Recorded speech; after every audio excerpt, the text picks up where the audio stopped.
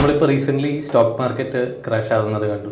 ഒരു കോമൺ മാൻ്റെ അണ്ടർസ്റ്റാൻഡിങ്ങിൽ അത് എന്താണെന്നൊന്ന് സിമ്പിളായിട്ടൊന്ന് പറയാം. ഇപ്പോൾ ഈ മാർക്കറ്റ് ക്രാഷ് എന്ന് പറയുമ്പോൾ പണ്ടത്തെ പോലെയല്ല, ഭയങ്കരമായിട്ട് ക്രാഷ് ചെയ്യും, ഭയങ്കരമായിട്ട് പൊങ്ങുകയും ചെയ്യും. അത്രയും വോളറ്റിലിറ്റിയാണ് നമ്മളിപ്പോൾ മാർക്കറ്റ് കണ്ടുകൊണ്ടിരിക്കുന്നത്. നമ്മൾ ഇപ്പോഴത്തെ ക്രാഷ് മനസ്സിലാക്കണമെങ്കിൽ ഏറ്റവും ആദ്യം നമ്മൾ മനസ്സിലാക്കേണ്ടത് ഒരു ഫാക്ടർ യെൻ ക്യാരി ട്രേഡ് എന്ന് പറഞ്ഞൊരു കോൺസെപ്റ്റാണ്. യെൻ ക്യാരി ട്രേഡ് എന്ന് പറയുന്നത് ജപ്പാനിൽ ഇൻട്രസ്റ്റ് റേറ്റ് ഒക്കെ ഭയങ്കര താഴെ ആയിരിക്കുന്ന സമയത്ത്, ദാറ്റ് ഇസ് ബിഫോർ ജാനുവരി, ആ സമയങ്ങൾ വരെ കുറേ കാലമായിട്ട് നടന്നുകൊണ്ടിരിക്കുന്ന ഒരു പ്രവൃത്തിയാണ്. ആ സമയം വരെ നമുക്ക് ഗ്ലോബലി എല്ലാ ആൾക്കാർക്കും, ഇപ്പോൾ യു എസ് നിന്നാണെങ്കിലും ഇന്ത്യയിൽ നിന്നാണെങ്കിലും യൂറോപ്പിൽ നിന്നാണെങ്കിലും ജപ്പാൻ കറൻസി നമുക്ക് ബോറോ ചെയ്ത് വെച്ച് അവരുടെ റെസ്പെക്റ്റീവ് ആയിട്ടുള്ള മാർക്കറ്റിൽ ഇൻവെസ്റ്റ് ചെയ്യുന്ന ഒരു പ്രവണതയ്ക്കാണ് യെൻ ക്യാരി ട്രേഡ് എന്ന് പറയുന്നത്. അതിൻ്റെ the reason why people borrow currency from Japan is because അവിടെ ഇൻട്രസ്റ്റ് റേറ്റ് ഉണ്ടായിരുന്നില്ല, റാദർ നെഗറ്റീവ് ആയിരുന്നു. അപ്പോൾ നമ്മൾ ലെറ്റ്സ് സേ നമ്മൾ 1 ലക്ഷം രൂപ ജപ്പാൻ യെന്ന് നമ്മൾ കട എടുക്കുകയാണെങ്കിൽ ആ 1 ലക്ഷം രൂപ നമ്മൾ തിരിച്ചടക്കേണ്ട 95,000 റുപ്പീസ് തിരിച്ചടച്ചാൽ മതി ജപ്പാനിൽ. അപ്പോൾ അത്രയും ഒരു ഈസി ആയിട്ടുള്ള ഫണ്ട്സിൻ്റെ അവൈലബിലിറ്റി ജപ്പാനിലുണ്ടായിരുന്നു because of interest rate scenario there. അപ്പോൾ ഈ ഗ്ലോബലി എല്ലാ ആൾക്കാരും എന്താ ചെയ്യുന്നത്, യു എസിലാണ് ഏറ്റവും കൂടുതൽ അത് ഡിപ്ലോയ് ചെയ്തിരിക്കുന്നത്. എന്താ ചെയ്യുന്നതെന്ന് വെച്ചാൽ ജാപ്പനീസ് യെനിൽ പൈസ കടമെടുത്തിട്ട് യു എസ് മാർക്കറ്റിൽ കൊണ്ട് ഇൻവെസ്റ്റ് ചെയ്യും. അപ്പോൾ യു എസ് മാർക്കറ്റിൽ കുറേ നാൾ നടക്കുന്ന ഇൻവെസ്റ്റ്മെന്റ് ഗ്രോത്ത് ശരിക്കും ആ ജാപ്പനീസ് ആൾക്കാർക്ക് ആ ഗ്രോത്ത് കിട്ടും വിതൗട്ട് ഹാവിങ് എനി എക്സ്പെൻസ്. ഇതിനാണ് യെൻ ക്യാരി ട്രേഡ് എന്ന് പറയുന്നത്. അപ്പോൾ ഈ കറൻസിയുടെ ഇക്വേഷൻ മാറ്റാൻ പറ്റുന്ന രീതിയിൽ ഒരു കാര്യം മാർച്ചിൽ സംഭവിച്ചാണ്. എന്താണെന്ന് വെച്ച് കഴിഞ്ഞാൽ ഈ ജപ്പാനിൽ ഇൻട്രസ്റ്റ് റേറ്റ് അവർ കൂട്ടുകയാണ് ഉണ്ടായത്. ഓക്കെ, നമ്മൾ ഗ്ലോബൽ മാർക്കറ്റ്സിനെ ഒരു കഴിഞ്ഞ 18 മാസം നോക്കിക്കഴിഞ്ഞാൽ എല്ലാ കൺട്രീസിലും ഇൻട്രസ്റ്റ് റേറ്റ് കൂട്ടി. അപ്പോൾ ജപ്പാനിൽ കൂട്ടാൻ ലേറ്റ് ആയിരുന്നു because of their economic scenario. Okay, അപ്പോൾ ആ ഒരു സിറ്റുവേഷൻ വന്നപ്പോൾ ഇൻട്രസ്റ്റ് റേറ്റ് ജപ്പാനിൽ 0.25% മാർച്ചിൽ കൂട്ടി. അപ്പോൾ എന്ത് പറ്റി, ഗ്ലോബൽ ആൾക്കാർക്ക് നോർമൽ എല്ലാവർക്കും ഇപ്പോൾ ഇതുവരെയും ഈ കറൻസിയിൽ ട്രേഡ് ചെയ്ത എല്ലാവർക്കും ഒന്നും കൊടുക്കണ്ട എന്ന് പറയുന്ന സ്ഥലത്ത് 0.25 ഇൻട്രസ്റ്റ് റേറ്റ് കൊടുക്കേണ്ട ഒരു അവസ്ഥ വന്നു. അപ്പോൾ ഈ യെൻ ക്യാരി ട്രേഡ് എന്ന് പറഞ്ഞ ആ ഒരു കോൺസെപ്റ്റ് അവിടെ നിൽക്കലായി. കാരണം ആൾക്കാർക്ക് മനസ്സിലായി ഈ പൈസ കൊടുക്കണം, they have to return that money.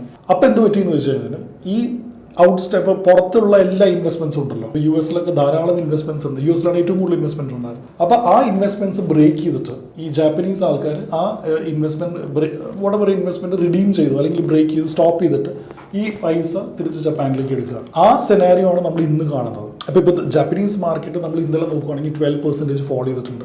U S market ഇന്ന് നോക്കുകയാണെങ്കിൽ 3.5 to 4% ഫോൾ ചെയ്തിട്ടുണ്ട്. പക്ഷേ അറ്റ് ദ സെയിം ടൈം എന്ത് സംഭവിച്ചെന്ന് വെച്ചാൽ ഈ ജാപ്പനീസ് യെൻ യു എസ് ഡോളറിനെ കമ്പയർ ചെയ്യുമ്പോഴത്തേക്കും ഹിസ്റ്റോറിക് ഹൈയിലേക്ക് പോയി. അപ്പോൾ എന്തുകൊണ്ടാണ് യു എസ് ഡോളറിനെ നോക്കുമ്പോൾ യെൻ വാല്യൂ കൂടിയത്? ഓക്കെ, അപ്പോൾ അതിൻ്റെ ലോജിക്ക് എന്താണെന്ന് വെച്ച് കഴിഞ്ഞാൽ ഈ യു എസിൽ നിന്ന് റിഡീം ചെയ്തിരിക്കുന്ന പൈസ മൊത്തം ഇവർ കൺവേർട്ട് ചെയ്ത് യെന്നിലേക്ക് മാറ്റുവാണല്ലോ, മനസ്സിലായോ? അതൊരു ട്രെമൻഡസ് എമൗണ്ട് ഓഫ് പൈസ ആയിരിക്കും ആ ഒരു 1-2 ട്രാൻസാക്ഷൻസിൽ മാറുന്നത്. അപ്പോൾ ഈ കറൻസി എന്ന് പറയുന്നത് ബൈ വരുമ്പോൾ ഡിമാൻഡ് കൂടുമല്ലോ. യു എസ് ഡോളർ സെല്ല് വരുന്നു, ജാപ്പനീസ് യെൻ ബൈ വരുന്നു, അപ്പോൾ ഡിമാൻഡ് യെന്നിന് കൂടി. അതുകൊണ്ടാണ് യു എസ് ഡോളറിനെ അപേക്ഷിച്ച് നോക്കുമ്പോൾ യെന്നിൻ്റെ വാല്യൂ ഭയങ്കരമായിട്ട് കൂടിയിരിക്കുന്നത്.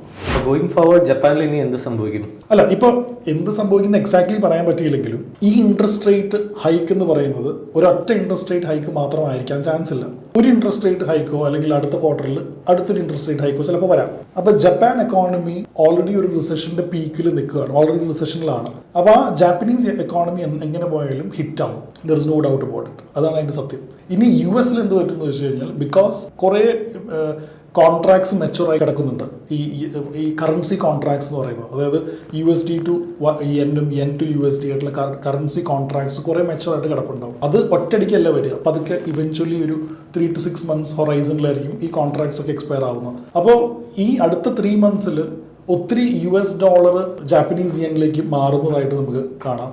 അങ്ങനെ ഡോളർ വീക്കനായിട്ട് കാണാം. അതുകൊണ്ട് അപ്പോൾ ഇന്ത്യക്ക് നല്ലതായിരിക്കില്ലേ അത്? അതാണ്. അപ്പോൾ ഇവൻച്വലി അത് പാൻ ഔട്ട് ചെയ്ത് വരുമ്പോൾ മേ ബി ഒരു സർട്ടൺ ഹൊറൈസൺ കഴിയുമ്പോൾ 3 to 4 months കഴിയുമ്പോൾ അത് ഇന്ത്യക്ക് ഫേവറബിൾ ആയിട്ട് ചിലപ്പോൾ വരാം. കാരണം US ഡോളറിൽ വാല്യൂ ഇല്ല, ജപ്പാൻ റിസഷനിലാണ്, ചൈനയും കുറച്ച് ബുദ്ധിമുട്ടിലൂടെ പോയിക്കൊണ്ടിരിക്കുകയാണ്. അപ്പോൾ സ്വാഭാവികമായിട്ടും all eyes will be in Indian market, കാരണം പൊളിറ്റിക്കലി സ്റ്റേബിൾ ആണ്, അങ്ങനത്തെ കുറച്ച് കാര്യങ്ങളുണ്ട്.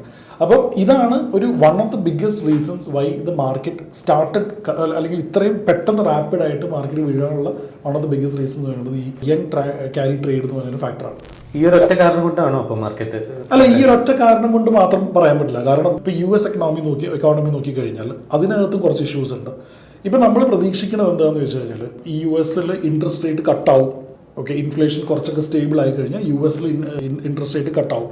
അപ്പോൾ ഇൻട്രസ്റ്റ് റേറ്റ് കഴിഞ്ഞ ദിവസം US ഗവൺമെൻറ് മാറ്റിയതേ ഇല്ല. അത് ആ സ്റ്റേബിളായിട്ട് 5.5 തരം നിർത്തി. നമ്മളെല്ലാവരും പ്രതീക്ഷിച്ച ഇൻട്രസ്റ്റ് റേറ്റ് കട്ടാവും എന്നുള്ളതായിരുന്നു. അപ്പോൾ അങ്ങനെ ഒരു സിറ്റുവേഷൻ വന്നപ്പോൾ ആൾക്കാർക്കൊരു സംശയം വരുന്നു. അതായത് ഇനിയിപ്പോൾ ഇൻട്രസ്റ്റ് റേറ്റ് കട്ടാക്കാതെ വീണ്ടും കുറേ കൂടി മുമ്പിലേക്ക് പോകുമോ, അങ്ങനെ ഒരു ഫിയർ കയറി വന്നായിരുന്നു.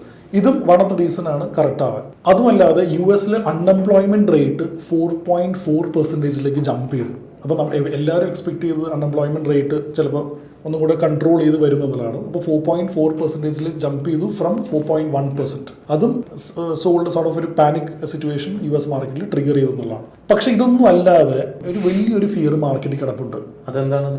അതായത് അതിനെക്കുറിച്ച് ആരും സംസാരിക്കുന്നുമില്ല ഫോർ ദാറ്റ് മാറ്റർ. അതായത് ഈ US മാർക്കറ്റിൽ ഇൻട്രസ്റ്റ് റേറ്റ് കയറി തുടങ്ങിയപ്പോൾ, അതായത് 0.4% നിന്ന് 5.5% വരെ 5.7% വരെ ഇൻട്രസ്റ്റ് റേറ്റ് കയറിയായിരുന്നു. ഈ ഒരു സെനാരിയോയിൽ ബാങ്ക് ഓഫ് അമേരിക്ക എന്ന് പറയുന്ന US ഏറ്റവും ലാർജസ്റ്റ് ബാങ്കിനെ ബുക്ക് ചെയ്യാത്തതായിട്ട് അൺറിയലൈസ്ഡ് എന്ന് പറയുന്ന ലോസ് ഈ ഒരു ഇൻട്രസ്റ്റ് റേറ്റ് സെനാരിയോ കയറിയത് കൊണ്ട് ട്രില്യൻസിലേക്ക് റൺ ചെയ്യുന്ന ഒരു അൺറിയലൈസ്ഡ് ലോസ് ഇവർ അക്യുമുലേറ്റ് ചെയ്തിട്ടുണ്ട് ബാങ്ക് ഓഫ് അമേരിക്ക എന്ന് പറയുന്നത്. അതിനെക്കുറിച്ച് ആരും ഇവിടെ സംസാരിക്കുന്നില്ല. അവിടെയാണ് ഒരു പീക്ക് ഓഫ് റിസഷൻ വരാനുള്ള ഒരു പോസിബിലിറ്റി. ഓക്കെ, അതിൻ്റെ പോസിബിലിറ്റി എന്താണെന്ന് ഞാൻ പറഞ്ഞുതരാം. അതായത് എത്ര ട്രില്യനാണ് എനിക്കൊന്നും എത്ര ട്രില്യനാണെന്ന് ഞാൻ ഓർക്കണില്ല, പക്ഷേ it is a huge amount. Okay, that is equal to 4 or 5 economies put together. അത്രയും വലിയൊരു കടം ബാങ്ക് ഓഫ് അമേരിക്കയിൽ ഈ 0.4 ഇൻട്രസ്റ്റ് റേറ്റ് ഗോയിങ് ടു 5.7 എന്ന് പറയുന്ന ആ ഒരു ഹൊറൈസൺ ഉണ്ടല്ലോ, അത്രയും unrealised loss bank of America അങ്ങനെ വേണ്ട എല്ലാ ബാങ്ക്സും അക്യുമുലേറ്റ് ചെയ്ത് വെച്ചിട്ടുണ്ട്.